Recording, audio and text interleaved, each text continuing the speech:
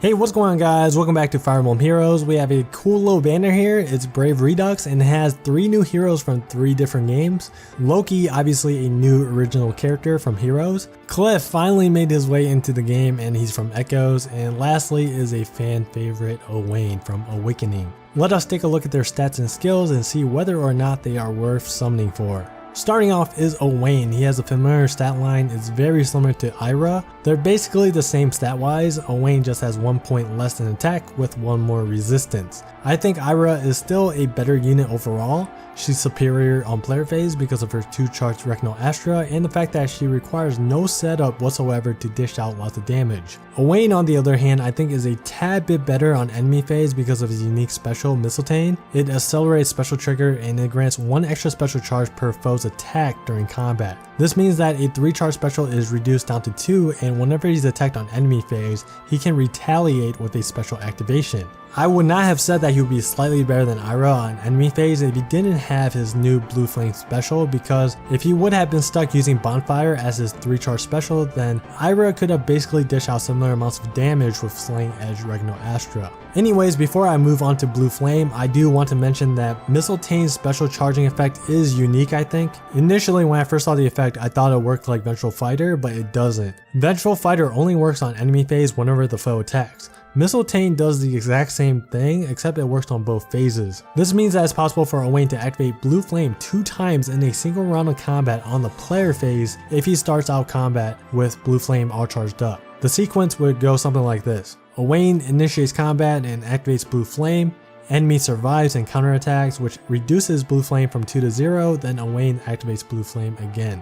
Now let's talk about Blue Flame. This is a 500 SP costing special just like Aether and Gale Force. It's also inheritable by all units except for Staff, which is very surprising. This is our first new non-unique damage special I believe. We've gotten new bomb specials in the past but never a damage special, so this is pretty cool. Blue Flame boosts damage by 10 if unit is adjacent to an ally, then it deals 25 instead. This special is calculated just like Bonfire, Iceberg, Draconic Aura, and etc.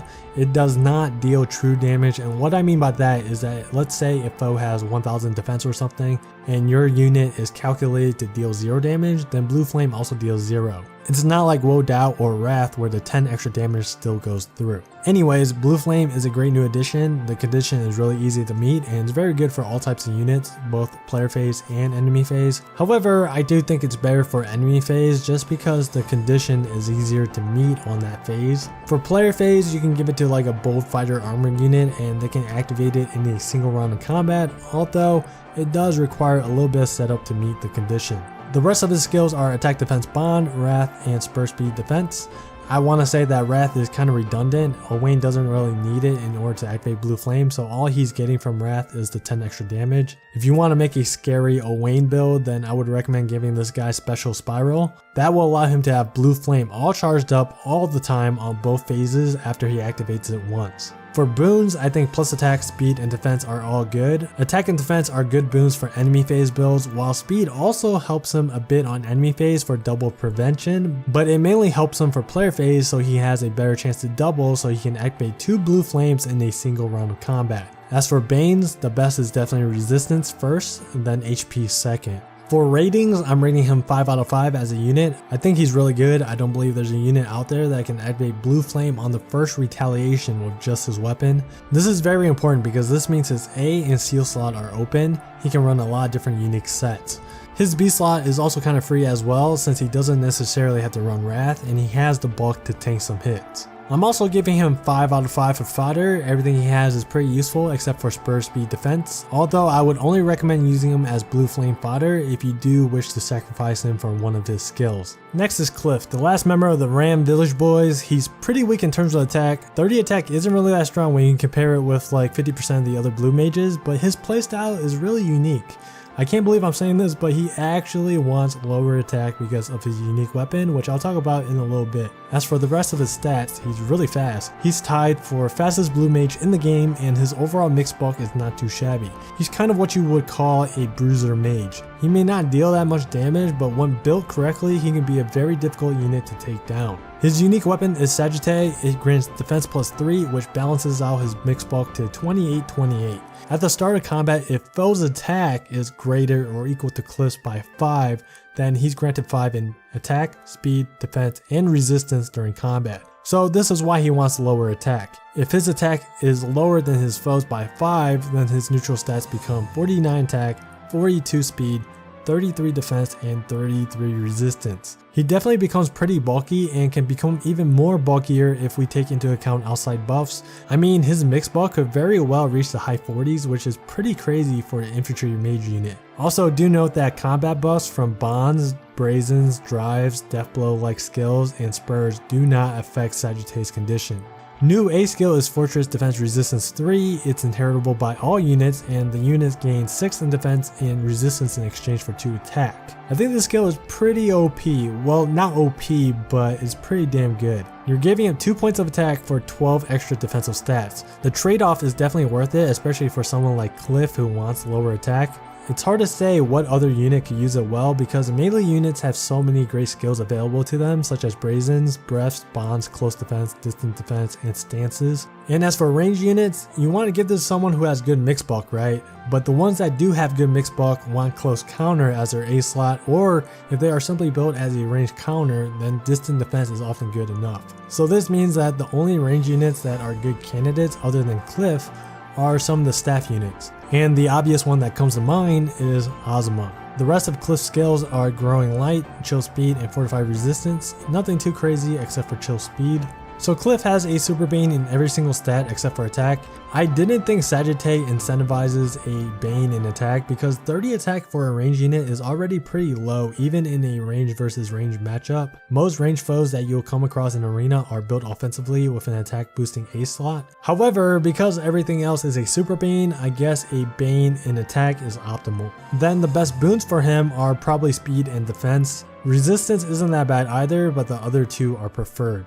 I'm giving him a 4 out of 5 for unit rating. He's unique and gimmicky, although I'm not certain how good his gimmick is in the current arena meta because he's a wet noodle fighter. But because drive buffs don't affect Sagittatte's condition, I think he has a lot of potential with the right supporting cast. Someone like Marth who provides a bunch of combat buffs would be a fantastic ally to use alongside him. I'm giving him a 3 out of 5 for fodder. Chill speed is the only worthy skill that he has, but it's a great one. Chill speed, in my opinion, is the best chill out of the 4, and it's not like it's easy to obtain. Other than Kliff, it can only be found on Fallen Silica and Flying Olivia. Last unit of the banner is Loki the Trickster. She's a hyper offensive staff unit with nearly glass cannon defenses. I think in terms of offenses, she's the second best among staff units right underneath Veronica. Defenses are quite underwhelming, but it's not like she can't take a hit. She does have enough speed to prevent doubles and her HP is pretty high. But I mean, she'll mainly be used on the player phase, so I wouldn't worry too much about her low defenses. Her unique weapon, I think it's supposed to be pronounced as thick. Like no joke, I believe it's pronounced as thick, but whatever.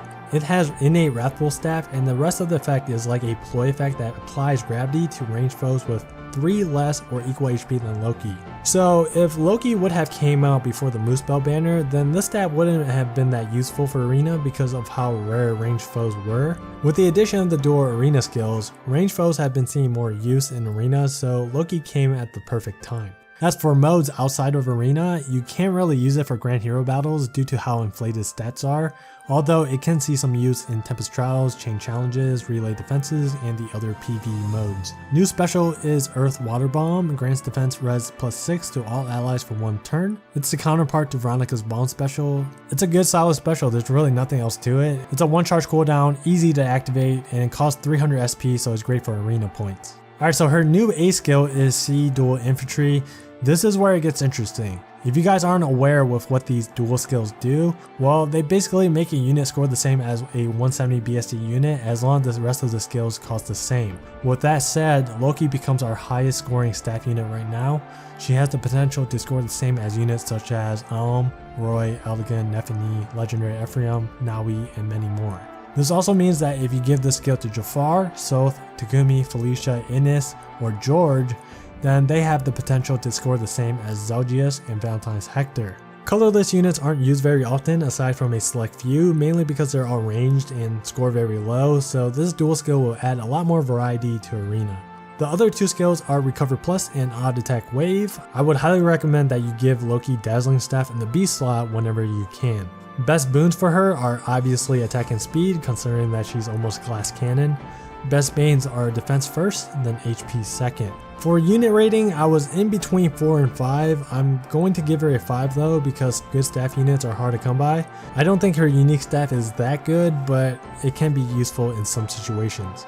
For fodder rating, it's definitely 5 out of 5. She has a bunch of nice skills. There's Earth, Water, Bomb, Sea Dual Infantry, and Odd Attack Wave. Alright, time for rankings. First and foremost, this banner is kind of like a far-fetched banner, so it's not surprising that they are all at least decent. I think all three of them are solid, and it really comes down to personal preferences. But for me personally, I think the number one spot goes to Owain. The way his weapon works seems very interesting to me. Him being able to activate a 3-charge special twice in a single round of combat on the player phase is just like mind-blowing. Also, I always value units that can dish out big damage on both phases very highly. Number 2 is Loki, just for the simple fact that good staff units are hard to come by.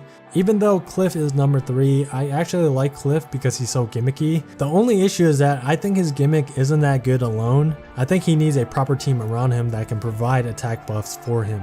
This banner is a pretty good one to pull from, but like always, I think you should hold onto your orbs until the legendary banner is revealed. Brave Redux is available for 16 days, so you don't need to unload all your orbs right now. And that's gonna be it for this video. If you enjoyed, please give this video a like. I would highly appreciate it. Thanks for watching, and I'll see you guys in the next video.